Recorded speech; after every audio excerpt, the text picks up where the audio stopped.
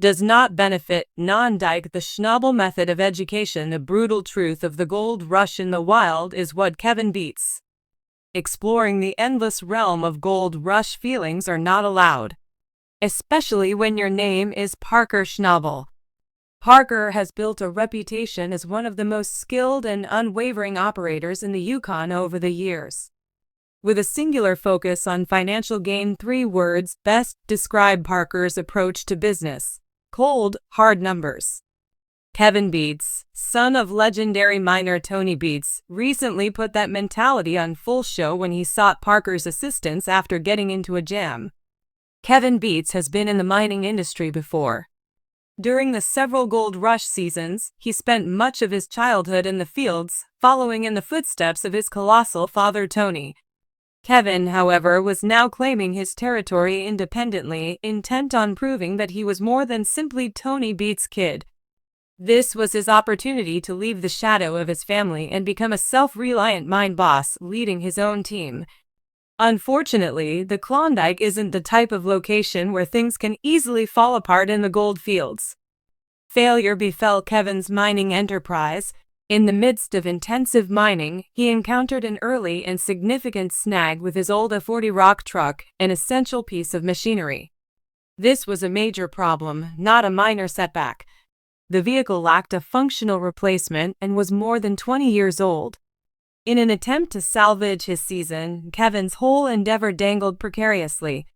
Turning to Parker Schnabel, Kevin, after all the years of their families working together and sometimes against each other, Kevin would have thought they would do him a small favor. His reality check came instead.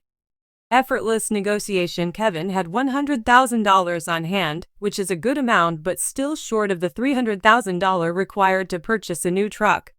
Instead of flinching or even giving a discount, Parker put up a newer model.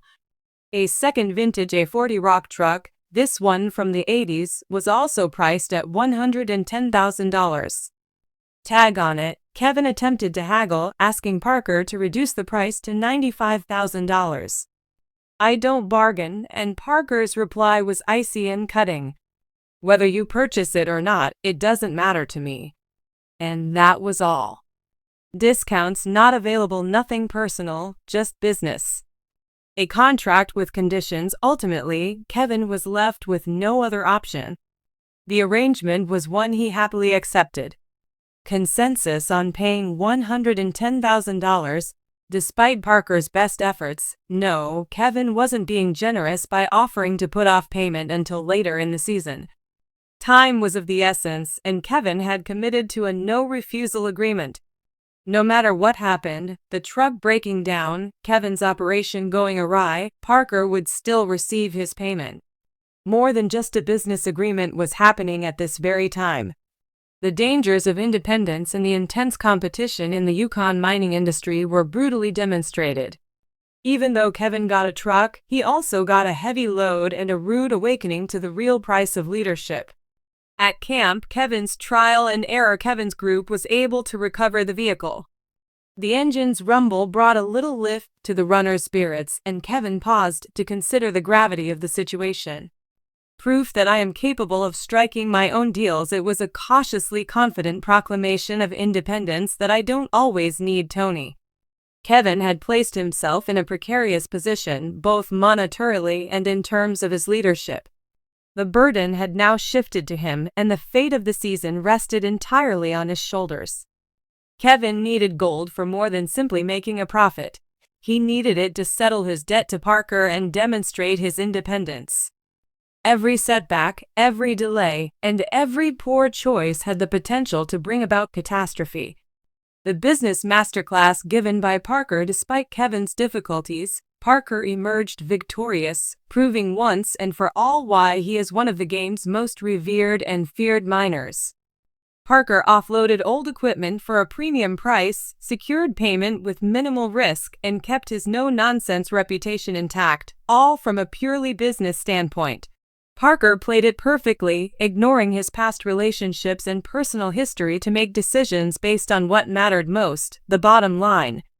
This, above all else, is what sets Parker apart from many of his gold rush counterparts.